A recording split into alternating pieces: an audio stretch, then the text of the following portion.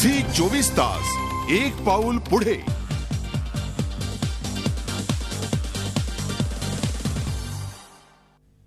बातम्या सविस्तर पाहण्याआधी सुरुवातीला पाहूया मुंबईमध्ये सध्या वाहतूक कशी सुरू आहे जाणून घेऊया आमच्या प्रतिनिधी पूनम नार्वेकर यांच्याकडून। पूनम, सकाळचे 9 वाजलेले आहेत, सर्वाधिक गर्दीची साधारणपणे वेळ असते, कशी सध्या वाहतूक सुरू आहे मुंबईच्या रस्त्यांवर?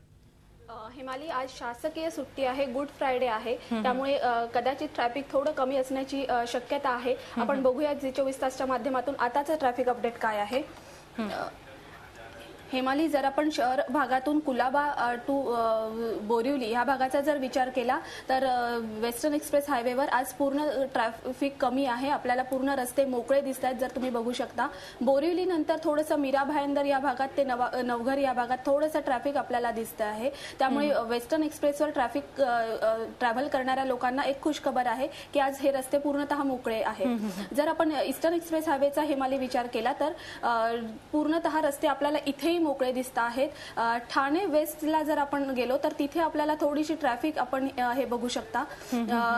पण हेमाली, पूर्णतः आपण जर विचार केला तर आज शासकीय सुट्टी असल्यामुळे रस्ते आपल्याला सगळे मोकळे दिसत आहेत असं म्हणायला हरकत नाही। त्यामुळे आज ट्रॅव्हल करताना थोडासा आनंद लोकांना मिळेल।